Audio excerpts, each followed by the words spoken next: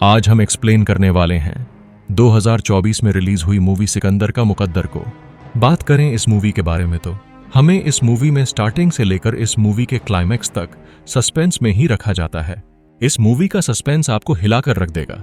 तो चलिए without wasting time इस मूवी की स्टोरी स्टार्ट करते हैं। मूवी के शुरुआत में हम लोगों को वक्त दिखाया जाता है 15 फरवरी 2009 को मुंबई में, जहां पर हम डायमंड के एक एग्जीबिशन को देख पाते हैं। इस एग्जीबिशन में बहुत बड़े बड़े लोग आए हुए थे। यहाँ पर बहुत सारे हीरे जावारात भी रखे हुए थे और हाई सिक्योरिटी भी थी। तभी हम लोग एक आदमी को देख पाते हैं जो घबराते हुए टेलीफोन पर कॉल करता है। ये कॉल उसने पुलिस को की थी और उसके हाथ में एक कागज भी था। उसे पढ़ते हुए पुलिस को बताता है कि जो एग्जीबिशन हो रहा है वहां लगभग 5 मिनट के अंदर चोरी होगी। उसे एग्जीबिशन के सारे डायमंड को चुरा लिया जाएगा।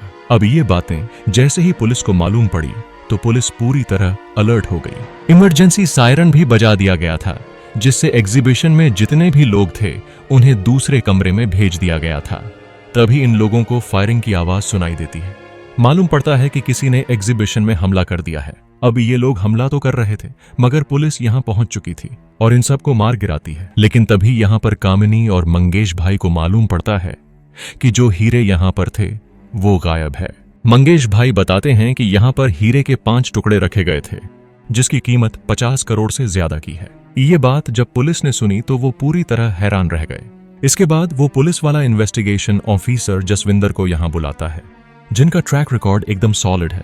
उन्होंने आज तक जितने भी केस अपने हाथों में लिए हैं सबको सॉल्व करके ही छोड़े हैं, इसलिए यह केस भी उसे ही मिला है। पुलिस वाला यहाँ पर जसविंदर की सारी वाकया के बारे में बताता है। जसविंदर यहाँ पर मंगेश भाई, कामिनी और बाकी सारे लोगों से पूछताछ करने लगता है। जिन लोगों ने यहाँ पर हमला किया था वो सब पहले यहाँ के सीसीटीवी कैमरा को ही उड़ा दिया। जसविंदर कहता है कि हमले के वक्त जो लोग जहां जहां खड़े हुए थे वहीं वापस से खड़ा हो जाए। सभी लोग जैसे तैसे खड़े हो जाते हैं। यहाँ पर मंगेश भाई और कामिनी ने बताया कि इस रूम से दूसरे रूम में हम ही दोनों आखिर में गए। उन हीरो के नजदीक में सिकंदर था जो 6 फीट की दूरी पर था, इसलिए पुलिस वालों को अब सिकंदर के ऊपर शक हो रहा था। पुलिस वाले सिकंदर से पूछताछ करते हैं। वो बताता है कि मैं तो कंप्यूटर टेक्नीशियन हूं, मैं कानपुर में रहता हूं और यहाँ किसी काम की वजह से आया था। तब यहाँ से सिकंदर को जाने दिया जाता है। सिकंदर यहाँ से बहुत ही हड़बड़ी में जा रहा होता है तो जसविंदर ये नोटिस करता है और इसे रोकता है। पूछता है कि इतनी हड़बड़ी में कहां चल दिए। वो पूछता है कि जब अलार्म बजा था तब तुम कहां पर खड़े थे। यहां पर सिकंदर फिर से वो सारी चीजें बताता है, मगर इस बार जगह गलत बताता है। इस वजह से सिकंदर के ऊपर जसविंदर को शक हो रहा था। जसविंदर को जितना शक सिकंदर के ऊपर हो रहा था उतना ही शक कामिनी और मंगेश भाई के ऊपर भी हो रहा था। जसविंदर यहाँ पर इन तीनों को कहता है कि तुम तीनों में से ही एक चोर है और मेरा प्रेडिक्शन आज तक गलत नहीं हुआ। अब जसविंदर सर को जैसे ही मालूम पड़ा कि इन हीरो की कीमत 60 करोड़ से ज्यादा की है तो उसने कमिश्नर सर के पास कॉल किया और कहता है कि सर आप मुझे कहां पर फंसा दिए हो। कमिश्नर कहता है कि इस केस को सॉल्व करने के लिए खुद मिनिस्टर ने तुम्हारा नाम रिकमेंड किया। साथ ही कमिश्नर यहां पर कहता है कि अगर तुम इस केस को सॉल्व कर देते हो तो तुम्हें मेडल के साथ साथ प्रमोशन भी मिलेगा। तब जसविंदर कहता है कि मैं इस केस को 24 आवर्स के अंदर ही सॉल्व करके बताऊंगा। यहां पर जसविंदर अब इन तीनों से बात करता है। वो है कि तुम सब सच बता दो, नहीं तो तुम सबके साथ बहुत बुरा होगा, क्योंकि मुझे तो सच मालूम है तुम तीनों में से एक चोर हो सकता है। अब कोई कुछ नहीं बोल रहा था। इस वजह से जसविंदर मंगेश भाई, कामिनी और सिकंदर को जेल लाता है। यहाँ सबसे पहले जसविंदर सिकंदर को कुर्सी से बांधता है और जोर से मारने वाला होता है। तभी सिकंदर कहता है कि यह इतने सारे केस सॉल्व करने का ट्रैक रिकॉर्ड इसी तरह बनाया होगा। तब जसविंदर सिकंदर को एक चांटा मारता है और जाते समय सिकंदर जसविंदर से कहता है कि जब आपको एहसास होगा कि मैंने चोरी नहीं की है तब आप बहुत अफसोस करोगे। तब मैं देखना चाहूंगा कि आप मेरे आंखों में आंख डालकर माफी मांगो। जसविंदर कहता है ऐसा दिन तो कभी नहीं आने वाला। इसके बाद कहानी यहां से 15 साल आगे शिफ्ट होती है, जहां पर हम लोग जसविंदर को देखते हैं जो पूरी तरह से बेवड़ा बन चुका है। तभी उसे एसआई सर बुलाते हैं और कहते हैं कि तुम अब फुल टाइम शराब पी सकते हो। दरअसल यहाँ पर जसविंदर को सस्पेंड कर दिया जाता है क्योंकि वो ड्यूटी सही से कर नहीं पा रहा था और ड्यूटी के वक्त में ही शराब पीता था। यहाँ से जसविंदर अपनी वाइफ कौशल्या के पास जाता है, जहां पर दोनों कोर्ट में थे और यहाँ पर हम लोगों को मालूम पड़ता है कि आज इनका डिवोर्स होने वाला है। एक ही दिन में जसविंदर के साथ 2 बुरी घटनाएं घट चुकी। जो कि सबसे बुरी बात थी जसविंदर कौशल्या को कहता है कि शायद मैं इतना भी बुरा नहीं था, जिस पर कौशल्या कहती है कि मैं कुछ नहीं जानती, बस तुम टाइम से पैसे मेरे पास भेजते रहना, क्योंकि जो प्रॉपर्टी तुमने मेरे नाम पर की है, अगर मैं तुमसे वो ले लूंगी तो तुम्हारे पास कुछ नहीं बचेगा। अब रात होने पर जसविंदर शराब पीने के लिए निकलता है। बहुत सारी भारी मात्रा में शराब पीता है। इसकी हालत को देखकर ऐसा लग रहा होता है कि 15 साल पहले इसे वो केस सॉल्व ना हुआ हो, जिस वजह से ये डिप्रेशन में चला गया हो। तभी जसविंदर के पास उसका खबरी का कॉल आता है और बताता है कि कल सिकंदर आबू धाबी से वापस मुंबई आने वाला है। वो खबरी यहाँ पर जसविंदर को सिकंदर का नंबर भी दे देता है। जसविंदर खबरी से फोन कट करते ही सिकंदर के पास फोन करते हैं। वो बताता है कि मैं जसविंदर बोल रहा हूँ और मुझे आज एहसास हो गया है कि तुमने उसे दिन चोरी नहीं की थी। इसका मुझे बहुत पछतावा है। तो सिकंदर कहता है, ये बात हम दोनों के बीच तय नहीं हुई थी। बात तो ये तय हुई थी कि आप मेरी आंखों में आंख डालकर माफी मांगेंगे। जसविंदर कहता है कि कल के कल तुम मेरे पास चले आओ, मैं एड्रेस तुम्हें भेजता हूँ। अब यहाँ से कहानी फिर से पास्ट में चली जाती है, जहां पर हम इन तीनों को कोर्ट में देख पाते हैं, जहां दोनों तरफ के वकील मौजूद थे, मगर पुलिस वालों के पास उनके खिलाफ कोई सबूत नहीं था जिसे ईए इन्हें चोर ठहरा सकें। लेकिन पुलिस यहां कोर्ट से 7 दिनों का इन तीनों का रिमांड मांगती है कि कहीं ईए हीरे निगल तो नहीं गए। लेकिन हर किसी को मालूम है कि अगर कोई हीरा निकलेगा तो वो उसी वक्त मर जाएगा। लेकिन फिर भी पुलिस को इन तीनों को 7 दिनों का रिमांड मिल ही जाती है। पुलिस सबसे पहले इन तीनों का एक्सरे करवाते हैं, मगर एक्सरे में भी इनके अंदर कुछ पता नहीं चलता, मतलब कि इन तीनों ने तो हीरे नहीं निकले हैं। अब जसविंदर को वो आदमी भी मिल गया था जिसने टेलीफोन किया था और बताया था कि चोरी होने वाली है। वो आदमी जसविंदर को कहता है कि मुझे इस चोरी से कोई लेना देना नहीं है। रोज की तरह जब मैं अपनी बेटी को ऑटो में बैठाकर घर जा रहा था, तभी मेरे पास एक कॉल आया और मुझे किसी ने बोला कि अगर तुम मेरी बात नहीं मानेगा तो तेरी बेटी जान से मारी जाएगी। तेरे बाजू वाली जेब में एक पर्ची है, उस पर्ची को पढ़कर फोन से पुलिस को सुनानी है। बस तुम्हारा इतना ही काम है, इतना कर दे, हम तुम्हारी बेटी को कुछ नहीं करेंगे। हम लोगों को मंगेश भाई, कामिनी, सिकंदर को दिखाया जाता है तो वो आदमी साफ इन तीनों को पहचानने से मना कर देता है। पुलिस के पास 5 ही दिन बचे थे तो पुलिस इन तीनों को बहुत ही बुरी तरह से मारते हैं, लेकिन इनके मुंह से कुछ नहीं निकलता है क्योंकि इन लोगों ने चोरी की ही नहीं थी। इसके बाद इन्हें फिर से कोर्ट में पेश किया जाता है। अब जज साहब को मालूम पड़ती है कि पुलिस के पास कोई सबूत नहीं है, इसलिए इन्हें बेल मिल जाती है। इन तीनों को अभी कोर्ट से सिर्फ बेल मिली है, ये इस केस से पूरी तरह से फ्री नहीं हुए हैं। अब सिकंदर के पीठ पर हम लोग बहुत सारे निशानों को देख पाते हैं जिसके ऊपर उसकी मां मलहम लगा रही थी। तभी यहाँ पर प्रिया आती है। प्रिया सिकंदर की बहुत ही अच्छी एक दोस्त होती है। वो सिकंदर को पसंद करती है, मगर सिकंदर उसे ज्यादा भाव नहीं देता है। इस वजह से प्रिया की दूसरी जगह शादी होने वाली है। इतना कहकर प्रिया यहां से चली जाती है। प्रिया हॉस्पिटल में नर्स है, इसलिए वो यहां पर सिकंदर को दवा वगैरह देने के लिए आई थी। अब सिकंदर जॉब पर जाता है तो उसे जॉब पर नहीं रखा जाता है। वो जगह जगह जॉब मांगता है, मगर उसे जॉब कहीं नहीं मिल रहे होते। उसे अब ऐसा लगने लगा था कि शायद सभी लोग मुझे चोर मानने लगे हैं, जबकि उसने ऐसा कुछ नहीं किया था। मकान मालिक ने भी उसे घर से बाहर निकाल दिया था और वो अब घर बेघर हो गया था। सिकंदर के पास पैसों की इतनी कमी आ चुकी थी कि उसे लॉयर को देने के लिए भी पैसे नहीं थे। तब यहां पर कामिनी आती है, लॉयर को पैसे देती है और उसकी मदद करती है। यहां सिकंदर को कामिनी अपने बारे में बताती है कि मेरी 1 साल का बेटा है और साथ ही एक छोटी बहन है। 1 साल पहले मेरे पति का किसी दूसरे से अफेयर चल रहा था, इसलिए वो मुझे छोड़कर चला गया। यहां सिकंदर कहता है कि मेरे साथ सिर्फ मेरी मां रहती है। अब दोनों की जॉब जा चुकी थी तो दोनों साथ में ही रहने लगते हैं। दोनों का केस साथ में चल ही रहा था। अब धीरे धीरे करके दोनों एक दूसरे के करीब आ रहे थे। दोनों अब एक दूसरे को पसंद करने लगे थे। दोनों साथ में बहुत सारा टाइम स्पेंड भी करते हैं। अब इसी तरह वक्त गुजरते जाता है और एक दिन सिकंदर को मालूम पड़ता है कि मेरी मां की डेथ हो गई। सिकंदर बहुत ही ज्यादा दुखी होता है। उसकी मां के सिवा इस दुनिया में उसका कोई नहीं था। तो अब सिकंदर कामिनी के साथ रहने के लिए चला जाता है। अब यहाँ सिकंदर उनकी फैमिली का एक हिस्सा बन चुका था। अब ये लोग साथ में बहुत ही ज्यादा खुश थे, तो सिकंदर और कामिनी दोनों शादी कर लेते हैं। अब कहानी प्रेजेंट टाइम में आती है, जहां पर हम लोग सिकंदर को देखते हैं जो अबू धाबी से वापस मुंबई आ चुका था। वह सबसे पहले अपने दोस्त से मिलता है और उसके बाद वो जसविंदर से मिलने के लिए जाता है। सिकंदर यहाँ जसविंदर को कहता है कि इन 15 सालों में आपने मुझे कितना टॉर्चर किया है, अगर मैं उसे याद भी करूं तो मेरे लिए वह बहुत बुरा है। यहाँ पर जसविंदर सिकंदर से माफी मांगता है कहता है कि गलतियां बहुत हुई हैं, मगर पहली बार मेरा प्रेडिक्शन गलत निकला, लेकिन इतना भी ज्यादा गलत नहीं हुआ है कि मैं तेरे सामने झुककर माफी मांगू। सिकंदर अपने बारे में बताता है कि 15 साल पहले मेरी जिंदगी कैसे बर्बाद हुई। एक तरफ तो कोर्ट केस चल रहा था और दूसरी तरफ फाइनेंशियल कंडीशन बहुत ज्यादा खराब हो गई थी।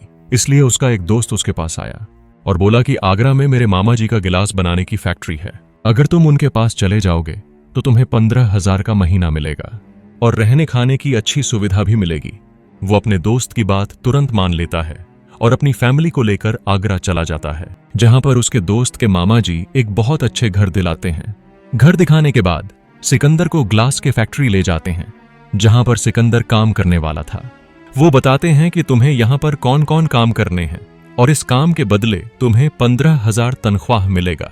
अब इसी तरह से काम करते करते सिकंदर को 2 साल हो जाते हैं। उनकी लाइफ बिल्कुल परफेक्ट थी, सब कुछ सही चल रहा था। तभी मंगेश भाई का कॉल सिकंदर के पास आता है और मंगेश भाई बताते हैं, सिकंदर तुम्हारे खिलाफ अरेस्ट वारंट निकला है क्योंकि तुमने पिछले 6 महीने से वकील को पैसे नहीं दिए हैं, इसलिए तुम यहां पर आओ और सब कुछ सेटलमेंट करके जाओ। कामिनी को वहां पर जाने की कोई जरूरत नहीं थी, इसलिए सिकंदर अकेले वापस मुंबई आता है, जहां पर इनका केस चल रहा होता है। मालूम पड़ता है कि पुलिस को अभी तक इनके खिलाफ एक भी सबूत नहीं मिला है। अब जज साहिबा को कहीं ना कहीं ये केस फेक लगने लगता है, इसलिए वो इस केस को खत्म कर देती है। इसलिए अब इन लोगों को बरी कर दिया जाता है। इस केस से ये लोग पूरी तरह से फ्री हो गए थे, इसलिए मंगेश भाई और सिकंदर बहुत ज्यादा खुश होते हैं। अब खुशी खुशी सिकंदर घर आता है तो वह सबसे पहले इस बारे में अपनी पत्नी कामिनी को इस बारे में बताता है। दोनों बहुत ही ज्यादा खुश होते हैं, लेकिन तभी हम लोग देखते हैं कि कामिनी की तबीयत ठीक नहीं है। वह अचानक से बेहोश होकर नीचे गिर जाती है। अब सिकंदर जल्दी से कामिनी को हॉस्पिटल ले जाता है, जहां पर मालूम पड़ता है कि कामिनी की लंग्स में पानी भर गया है, जिस वजह से कामिनी को आज ही हॉस्पिटल में भर्ती करना होगा। मगर सिकंदर के पास इतने पैसे नहीं हैं कि वो कामिनी का इलाज करा सके, लेकिन फिर भी वो डॉक्टर को कहता है कि आप इलाज जारी रखो, मैं पैसे लेकर आता हूं। अब बच्चे घर पर अकेले थे, इसलिए सिकंदर सबसे पहले घर पर जाता है, लेकिन घर जाने पर मालूम पड़ता है कि मामा जी ने सिकंदर को घर से बाहर निकाल दिया है। दरअसल मामा जी को मालूम पड़ चुका है कि सिकंदर और इसकी पत्नी का हीरे चोरी का केस चल रहा है, इसलिए उन्होंने सिकंदर को घर से बाहर निकाला। उसकी जितनी सैलरी बन रही थी वो सारे पैसे उसे दे दिए थे। सिकंदर यहाँ से सीधे धर्मशाला जाता है, जहां पर वो बच्चों को छोड़ता है। अब सिकंदर यहाँ से जाता है तो इसे रास्ते में कुछ लोग मिलते हैं, जो इसे मारपीट करके इसके पास जितने भी पैसे थे वो सारे छीन लेते हैं। अब सिकंदर के पास कोई रास्ता नहीं था, इसीलिए वो अपनी जान देने के लिए जाता है। जब वो वहां से कूदने ही वाला होता है, तभी उधर से एक कार बहुत ही रफ्तार में आती है, हॉर्न बजाते हुए, और इधर सिकंदर की आंख खुल जाती है और वो मरना पूरी तरह से कैंसिल कर देता है। प्रेजेंट टाइम में जसविंदर बताता है कि जो आदमी हॉर्न बजाकर गया था वो मैं ही था, क्योंकि ये सब कुछ मेरी वजह से ही हो रहा था। जसविंदर बताता है कि जब तुम लोग बरी हो गए थे तब मैंने तुम लोगों को पीछे खबरी लगवाया था। मुझे लगा कि चोरी तुमने की है, इसलिए मैंने तुम्हें एक ऐसी स्थिति पर लाकर खड़ा किया ताकि तुम उन हीरो का इस्तेमाल करो और तुम पकड़े जाओ। क्योंकि सिकंदर के पास पैसे नहीं थे, इसलिए वो अपनी दोस्त के पास कॉल करता है। वो दोस्त सिकंदर की एक बार और मदद करता है, उसे कहता है कि अबू धाबी में एक जॉब है, अगर तुम कर सकते हो तो वहां पर जा सकते हो। सिकंदर अपनी दोस्त की बात मान लेता है और अबू धाबी के लिए निकल जाता है। अबू धाबी में बहुत अच्छा काम करता है और यहाँ ढेर सारा पैसा कमाता है, जिस वजह से इसकी परिवार को पैसों को लेकर चिंता करने की कोई जरूरत नहीं थी। इधर कामिनी का भी इलाज बहुत ही अच्छे तरीके से हो गया था। इधर अबू धाबी में सिकंदर की मुलाकात तबस्सुम नाम की एक लड़की से होती है।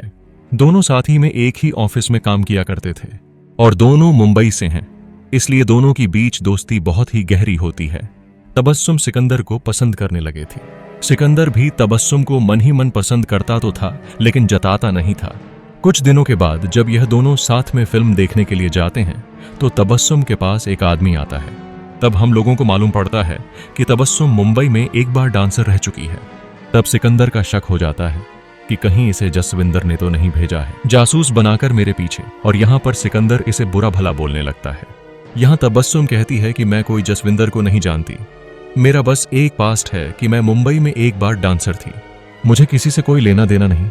अब सिकंदर को अपनी गलती का एहसास होता है, इसलिए वह मुंबई आने से पहले तबस्सुम से मिला और उसे माफी मांगी, उसे एक लिफाफा दिया और बोला कि हमारी मुलाकात जल्द ही होगी। अब यह सारी कहानी बताने के बाद सिकंदर है यहाँ से जाने लगता है, लेकिन जसविंदर सिकंदर को कहता है कि अभी स्टोरी बाकी है, मुझे तुम्हें जरूरी बातें बताना तो भूल ही गया कामिनी के बारे में। वो कहता है कि जब तुम्हारे ऊपर कोर्ट में केस चल रहा था तुम्हारे पास पैसे नहीं थे।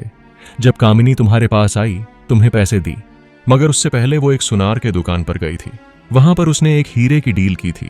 जब उनके डील हो रही थी तभी वहां जसविंदर पहुंच गया। अब कामिनी जब यहां पर जसविंदर को देखी तो काफी ज्यादा शॉक्ड हो गई, क्योंकि जसविंदर पहले से ही कामिनी के पीछे खबरी लगाया हुआ था।